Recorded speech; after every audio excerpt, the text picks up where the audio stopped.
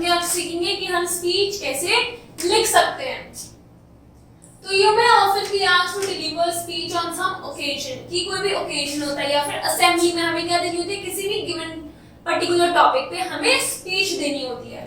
तो it will establish you as a good speaker, और उससे क्या, जितनी अच्छी स्पीच देते हैं उतना अच्छे क्या होते हैं, हम स्पीकर होते हैं।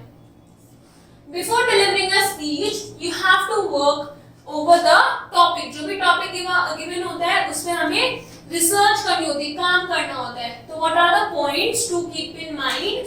First is think over the topic and draft the speech, जैसे टॉपिक पे हमें सोचना चाहिए और हमें अपने स्पीच का स्ट्रक्चर बनाना है। Then add suitable examples to make your speech inspiring and lively। अब क्या टाइटल होना चाहिए उसका और suitable examples देने चाहिए हमें to make our speech inspiring and also interactive। Then address the audience in a suitable manner, और ऐसा नहीं होना चाहिए कि ऑडियंस का जो ध्यान है वो आपसे हट जाए, हमें उन्हें एड्रेस करना चाहिए ना suitable manner। And end your speech in an authentic tone। Now for example, you have been asked to deliver a speech on forgiveness is the best way of revenge to be delivered at the morning assembly in your school। अब आपको अपने school में morning assembly के लिए speech deliver करनी है on the topic forgiveness is best way of revenge। तो हमको इसमें use your ideas and write a brief speech। अब brief speech मतलब हमें छोटी स्पीच लिखनी है।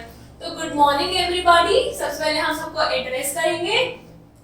Then this morning I wish to speak on the importance of forgiveness in life। तो सबसे पहले हमने क्या बोला कि हम अपने टॉपिक को इंट्रोड्यूस कर रहे हैं कि आज मैं किसके बारे में बात करना चाहती हूँ, forgiveness in life। Then your topic name, forgiveness is the best way of revenge is a famous saying which convey a moral message to all of us। फिर जो आपका टॉपिक है उससे बारे में हम स्टार्ट करेंगे। It is believed that most people take revenge for injuries received from another person। तो revenge, बहुत लोग क्या करते हैं, revenge लेते हैं, कैसे, किसी को चोट पहुंचा के। They believe in the principle a tooth for a tooth and an eye for an eye, मतलब उसने मुझे मारा तो मैं भी उसको वापस मारूंगी। But the spirit of revenge is biased and dangerous, और ये क्या होता है, ये dangerous होती है। तो it can never bring peace of mind, और इससे हमारे दिमाग को कभी शांति नहीं मिलती। ये क्या डिस्ट्रॉय करता है, sense and reason, love and compassion। It brings down a man to level of a broom, but to forgive the wrongdoer for the harm done by him is the noblest form of revenge। मतलब कि किसी ने कुछ गलती करी है और उसे हम क्या कर सकते हैं, माफ करते हैं, तो वो क्या होता है, एक बहुत बड़ा रिवेंज लेने का तरीका होता है। Forgiveness is one of the quality of God, and forgiveness in return for injures received to heroism। It raises the man far above his enemies, और जो इंसान क्या कहते हैं, forgive करता है वो सबसे ऊपर होता है अपने enemies में।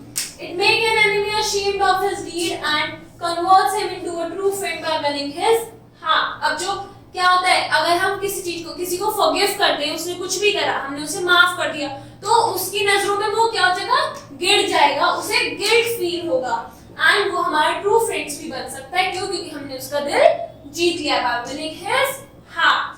Now like this, ये क्या था, this was speech writing। तो हमारा टॉपिक गिवन है, उस पर हमने अपने आइडियाज लिखे और एक स्पीच प्रिपेयर करी। So now you have to complete the exercise। Thank you।